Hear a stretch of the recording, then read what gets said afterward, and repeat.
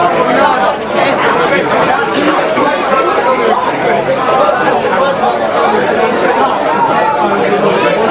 and gentlemen, please. Hello, can we just have you quiet for a few minutes, please? First of all, I'd just like to welcome everybody here this afternoon on behalf of the support of the Rugby League. It's a magnificent turnout for what I think everybody will agree is, without a doubt, one of the true legends of Barrow, let alone Barrow Rugby League, and that's Billy Little.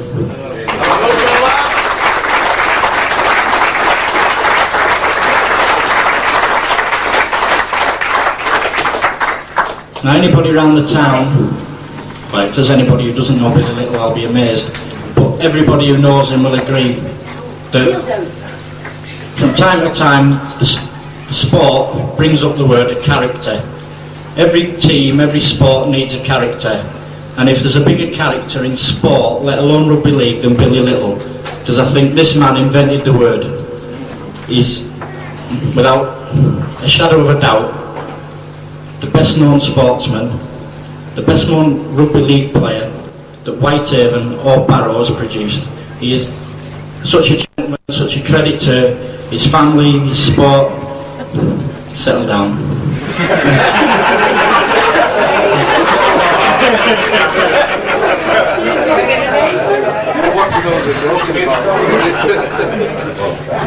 I grew up around the streets of Ironpool and Monk Street, where Billy lived with Madge for most of his life, and day in, day out, there isn't a thing he wouldn't do. Any kid who walked up to him, anybody who spoke to him, well, was fed up because it took you 2 hours to get away from him, and he was fed up with saying hello. And to my kids, and every kid of Ironpool, he was Popeye the Sailor, because that's how he used to go around saying. So, but when we started the Hall of Fame last year, the three gentlemen, the worthy gentlemen that are on the wall at the moment, Billy was the fourth person who would have been on the wall anyway. And I got that many phone calls saying, why is Billy Little not in? Why isn't he in? So for anybody who's wondering, that's why we didn't go to a vote, because the public of Barrow themselves wanted Billy Little in the Hall of Fame. To say that he graces our Hall of Fame, like the other three gentlemen, he'd grace any Hall of Fame anywhere in the world, in any sport. We in this club are without a doubt the luckiest, because we've got 50, 60, 70 people who have graced any Hall of Fame anywhere in the world. So to you, we are so proud of everything that you've ever done for Barrow Rugby. It's unbelievable. So the support club at Barrow Rugby would like to say thank you.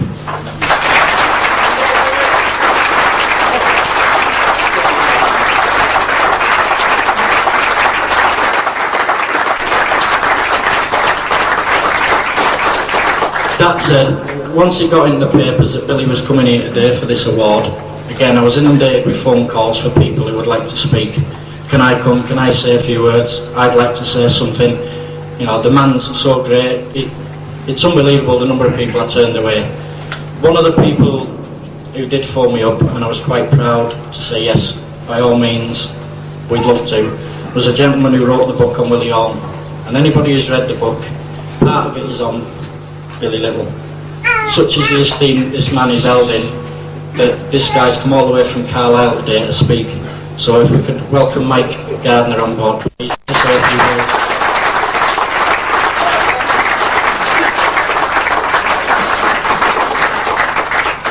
Thanks very much for that.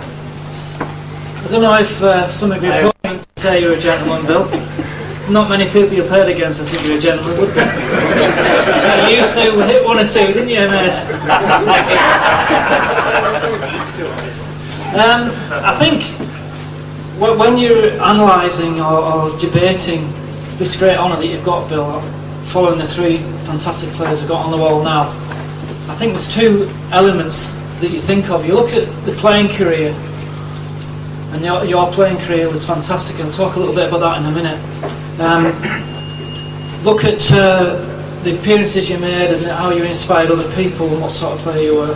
And I think the other thing is, which is equal with it, is what sort of character people showed, and the way you lifted the team. So I think this is really, it's a tribute to your playing career, but it's equally a tribute to you as a person, because I think everyone in this room loves you, the whole town of Barrow loves you. We're so proud of you, and the fact that you were a great player to me comes second, because you're just a great person, not just a great player. So I think, sure everyone in the room would agree with me on that one.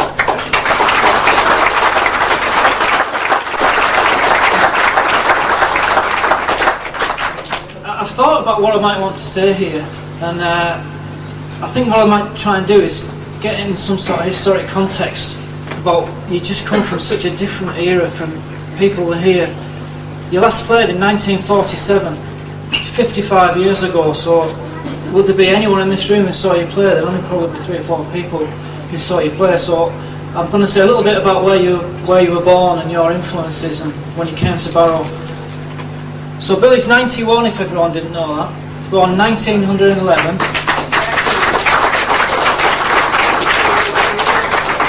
And Roy's mentioned the house in Monk Street that many people in this room have been in and been made welcome by Madge, and I've certainly spent many a happy hour there. Well, it's a sort of compact family house, isn't it, which is it's not overly big. Well, Billy was brought up in a house exactly the same in Great Clifton near Workington. The difference was there was 13 of them, 11 brothers and sisters. So another idea of how Billy comes from a different generation was his father died when he was very young, and Bill came home from school one day when he was 12 years old, and one of his elder brothers said to him, "You can put your books away, Bill, you're not going back to school again." "So where am I going?" He said, "You're coming down the pit with me." 12 years old, he goes down the pit. Starts off with the pit ponies, ends up on working as a face worker, hacking away at the coal, 12 hours a day. 6 bob a week he got, 30p, 6 shillings a week. But fortunately for people in Barrow, Billy absolutely hated that. It just so happens that he was the best scrum half in Cumberland. So there were several teams watching Bill play, and one was Oldham, who tried to sign Bill, but luckily for us, he turned Oldham down and came to Barrow. And I think it's the furthest you'd ever been, Bill, wasn't it? You come to Barrow, you're 20 years old, you've told me this story about walking up Dalton Road with your clogs on, thinking it was a big city, wasn't it? So, you signed for Barrow for £70 you got. And that must have been a huge amount of money. This is when people work for 6 shillings a week. And you give all that money to your mother, which is the same thing Willie Horne did a few years later. So I think what I'd like to say about your career can be summed up like this, the sort of player you were.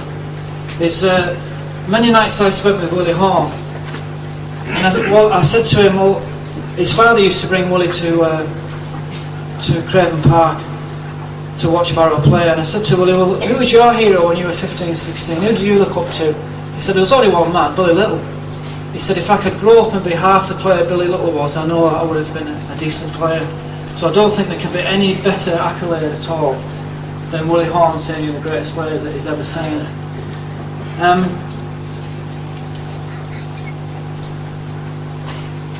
I think the other thing that Bill's well known for, of course, is this drop goal. You know which one I'm talking about, Bill, don't you? 1938, 2-2, last minute, Halifax, right between them posts. But you didn't see it, did you? Because there was 3 forwards on top of you rubbing your face in the ground. Just like you did through the game, through every game. Don't come the old baloney about gentlemen to me.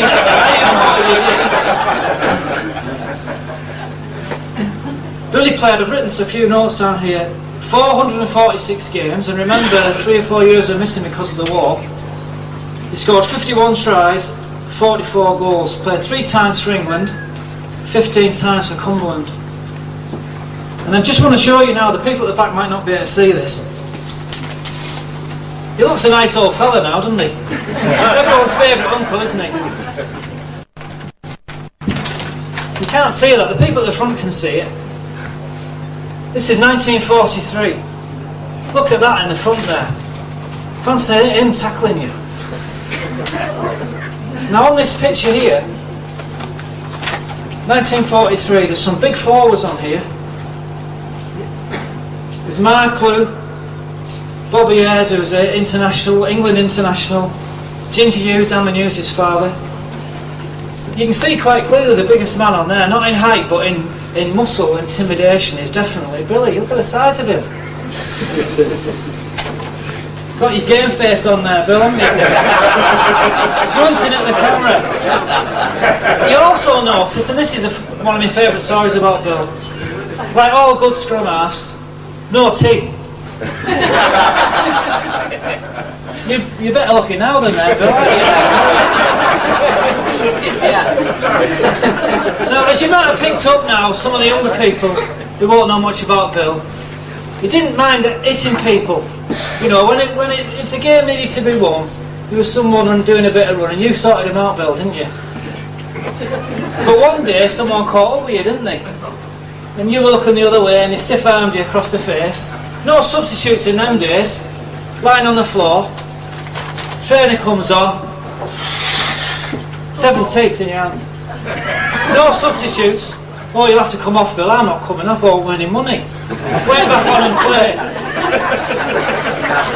Broke his cheekbone, and he played the following week. Broken cheekbone. They don't make I know these substitutes, Bill, then, was there? You had to play there, didn't you? The other significant thing about this picture, there's old gentleman Jim there, eh? Nice to see you again, Jim. On the back, looks about 12, doesn't he? And here on the front, right next to Bill, is the great Willie Horn, of course. And I remember again talking to Willie one of the nights, and I said to him, when you first turned pro, Willie, what was it like? He said, did people used to hit you? He said, not when Billy Little was around, he said. No one used to hit him on when he was around. And at the odd time, people used to think, well, this Billy Little's only a scrum half, I'm not particularly worried about him. So they used to deck Willie. Willie used to say, Billy would come over to him, pick him up, rub his head, just tell me his number. What was the number? And Willie would say 8 or 10, usually they were prop forwards. You know, who's going to take him on in the backs? Imagine a winger taking him on. Anyway, about 5 minutes later, Willie said, whoever it was lying on the floor unconscious with stars circling around. So he's not a bad guy to have in your team. Anyway, Billy ended up coaching Barrow and Whitehaven, was very successful at Whitehaven, came back to Barrow as a trainer. And my final sort of anecdote about Bill is, again, in those days there was no science involved in rugby, and fitness tests were very, very important, because with only 13 men and no substitutes, you couldn't take chances with anybody. So apparently they had what was called the Billy Little fitness test, where if they'd get changed on the Thursday night before the match, and Bill would go in the middle of the field. Remember, he's in his 40s now, and they used to run at Billy, and if he would tackle them, and if they got up from that, they knew they could stand anything at all.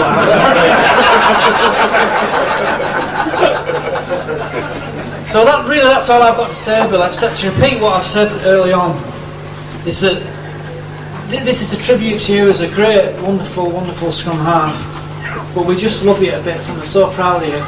So it's more as a person, it's as a person first and as a player second. And thanks for everything you've done, Bill.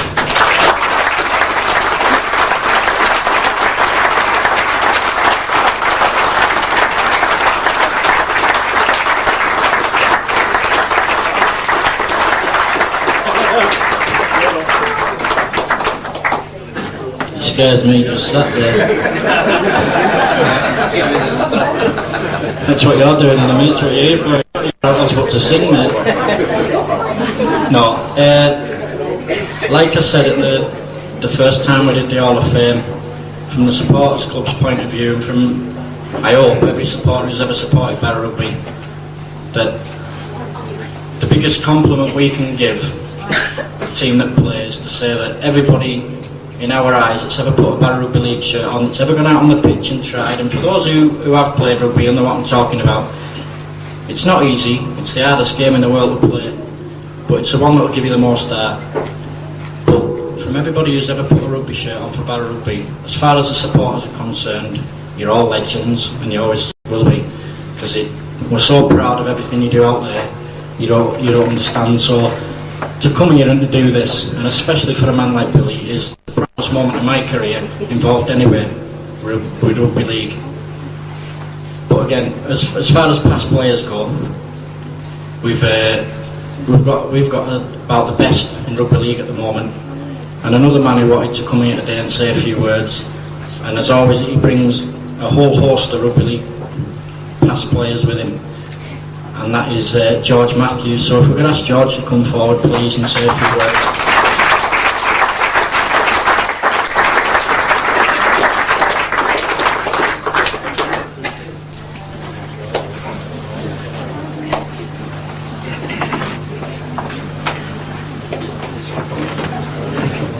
Thank you. I'd just like to join everybody on behalf of the past players in congratulating Billy, joining the great Willie and Phil and Jimmy in the Hall of Fame. His character, his skill, and most of all his sense of humour has been an inspiration to us all. Thank you, Billy and Legend.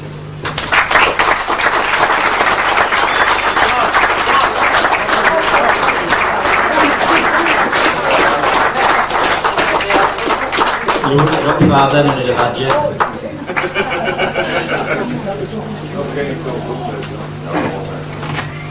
As ever, at these Hall of Fame things, we think it'd be nice if the directors of Barrow Rugby spoke up on behalf of the past players.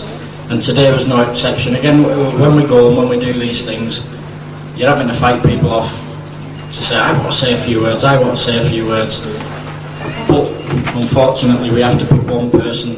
So today, one of Barrow Rugby League's newest directors, Paul Lindsay, would like to come forward and say a few words on behalf of Barrow Rugby League.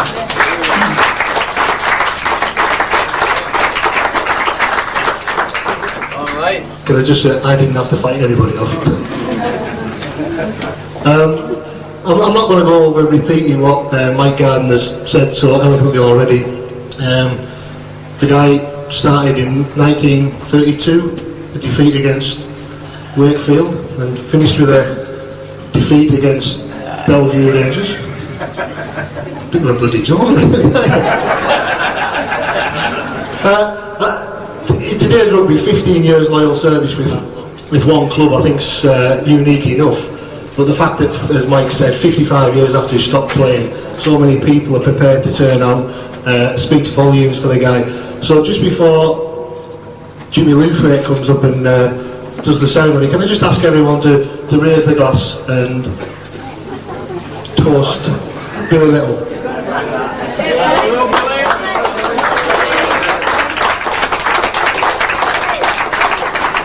Not bad for a Jamaican.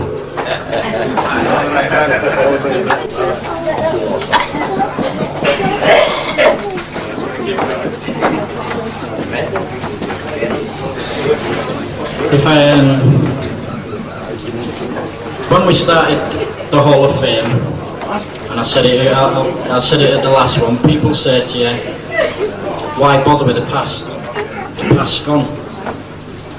For a forward-thinking club like we are now, that within the next 10 years it will be up where we belong in the top flight, we've got to rely on quite a few things. Yeah, you.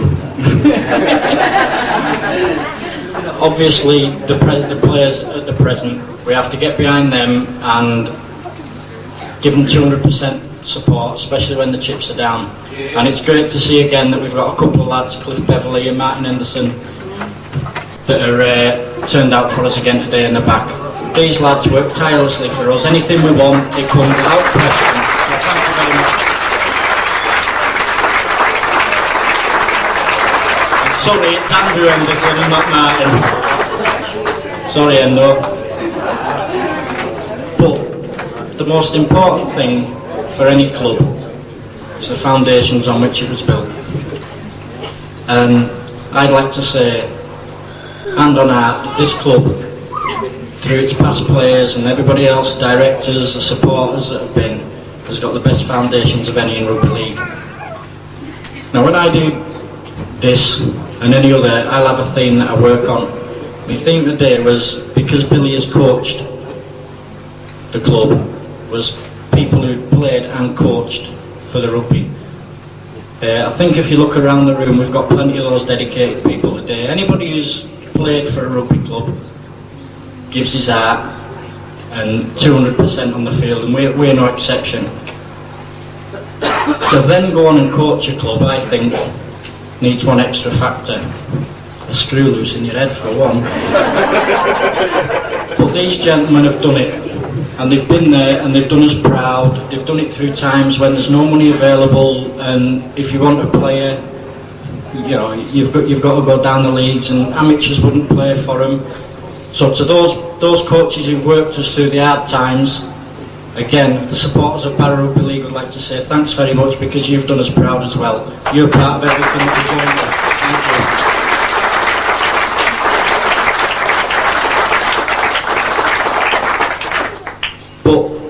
you. But, like I said, today's about one great man. So, without further ado, I need to call on somebody to welcome Billy into the Hall of Fame. I could have gone for celebrities, there's plenty of them about. But I thought what would be a touching thing and what would be a little bit more special is for him to be invited into the Hall of Fame by a fellow Hall of Fame member. So with that in mind, could I ask Jimmy Luthwaite to come forward, please?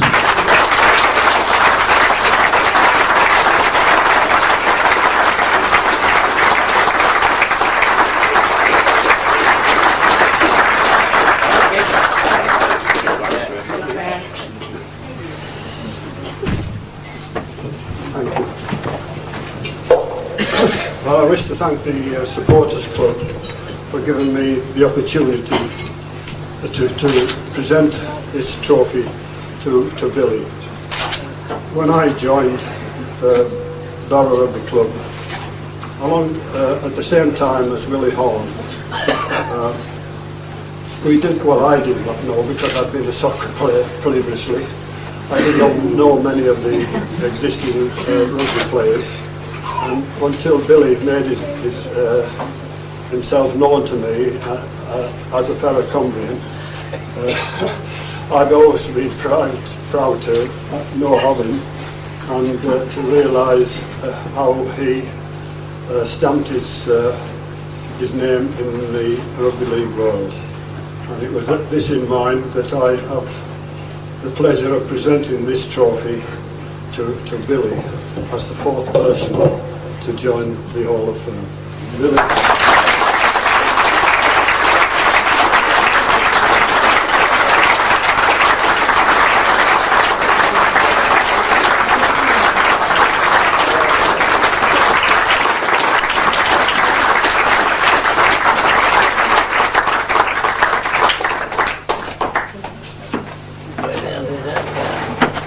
He goes wherever you want it to. You can put it dinner on it. What do you mean, where's it go?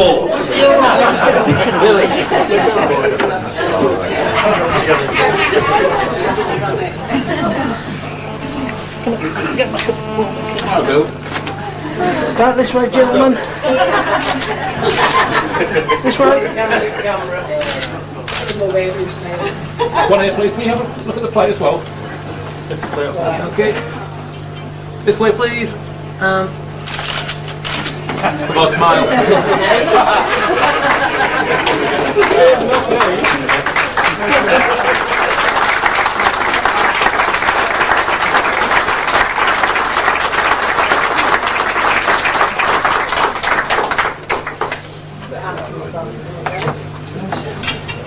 Like I said, I don't think there's ever...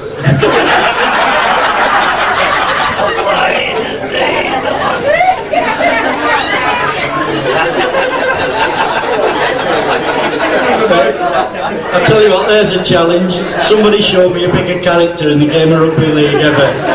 There's no one. Right, that's it. He's going. Look at him. He's off. Right. So once again, to all the supporters, the players and everybody involved at Barrow Rugby League, and especially today Billy Little. Thanks very much. Thank you.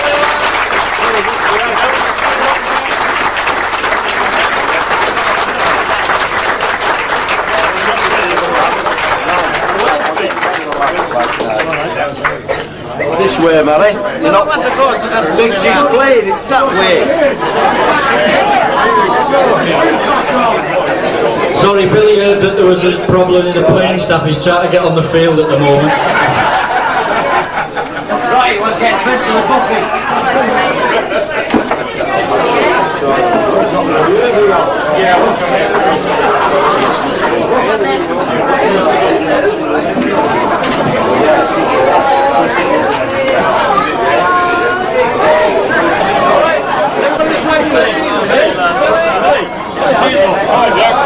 Hang on, don't worry.